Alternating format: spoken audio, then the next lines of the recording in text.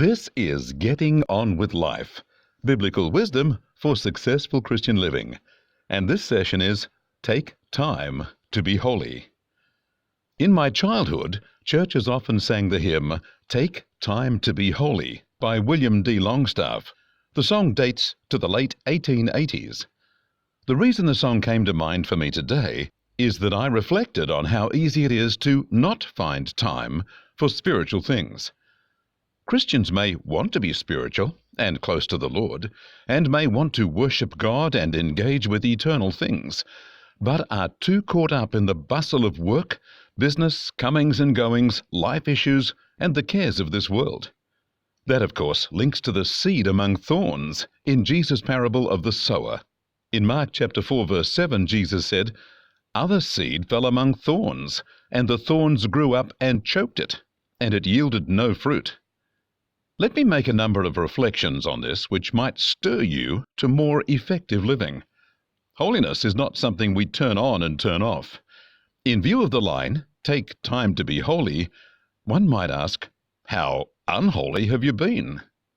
There is the suggestion that being holy is a heightened state that one must try to rise to from time to time, and it takes time and some focus and commitment.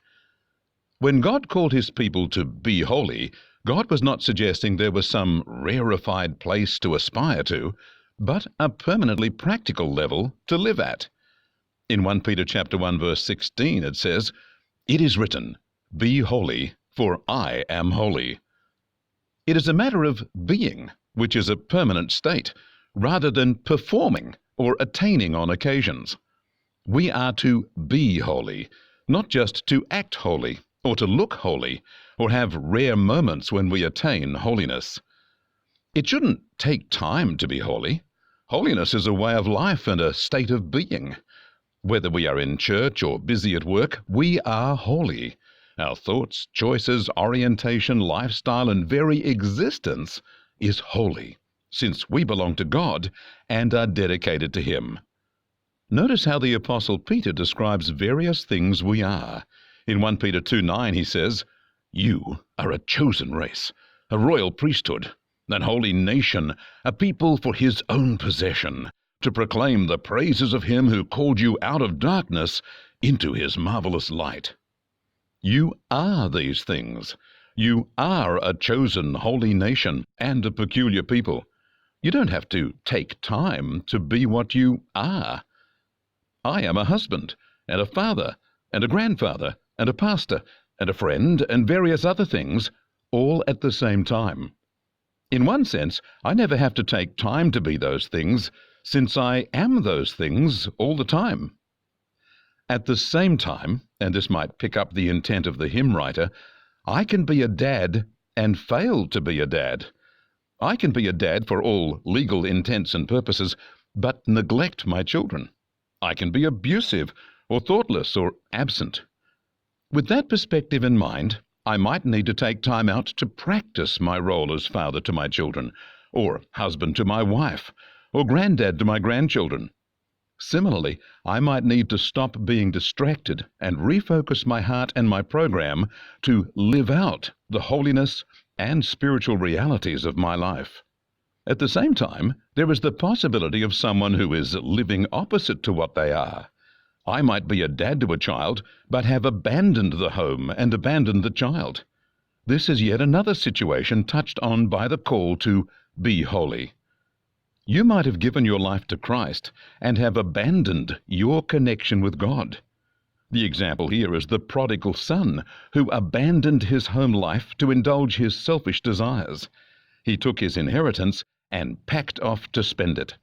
In Luke 15:13 it says, "The younger son gathered his possessions and journeyed to a far country, and there he squandered his property in reckless living."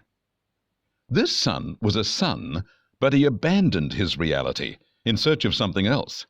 Yet in time he came to his senses and returned to his home, this time humbled and seeking only to be a servant, not a son. Yet who he was still stood. He was still son to his father, and the father rejoiced to receive him back and reinstate him to his former status. In Luke 15:24 it says, "This my son was dead and is alive again. He was lost and is found." And they began to celebrate. If you are in a place like that of the prodigal son, then there is a call to you by the Spirit of God. Take time to be holy. Stop being what you have chosen to be and return to what you are. You are holy. You are set apart for God. You are called by God to love and serve Him and enjoy Him forever. Come home. Yesterday I met a man who God is greatly blessing. He told me that for 25 years he had abandoned the church due to an upset with a minister. He didn't take time to be what God had made him and tried to fill his life with a bunch of other things. Finally, he returned to his God and was surprised and delighted to find God ready and willing to bring wonderful blessings onto him, even in his later years. As a final reflection on this line from an old hymn, let me suggest that you have a life purpose that you may be wasting. A television set can be turned on, but the screen adjusted so there is no picture. The set would broadcast sound, but no picture. If such a TV set was introduced to people who had never seen one, they would delight in the sounds without knowing what they were missing. Similarly, you might be delighting in a form of relationship with God that is missing whole dimensions of closeness, anointing, purpose, calling, power, grace, fruitfulness, equipping, joy, peace, revelation, gifts of the Spirit, release from sin and bondage, and so on. In the case of the TV set, the words, "Take time to be a TV set," would be a calling to stop just broadcasting sound and let the image show out as well. Take time to be holy might mean to you, stop living in a shallow, empty form of Christian life, having a form of godliness but denying the power of godliness, as referenced in 2 Timothy 3:5, and engage with the reality of salvation and grace and the power of God in your life. Stop being a muted Christian with much of your spiritual equipment shut down, and discover the wonder of being a peculiar treasure in God's hands, one who is filled with the power and grace of God, alive to all that is eternal and free from all that is carnal, thriving in the presence of God and powerfully bringing God's kingdom to earth. All of that is what God may be calling you to when He says to you, "Take time to be holy." Take time to be holy. Speak oft with the Lord. Abide in Him always, and feed on His word. Make friends of God's children.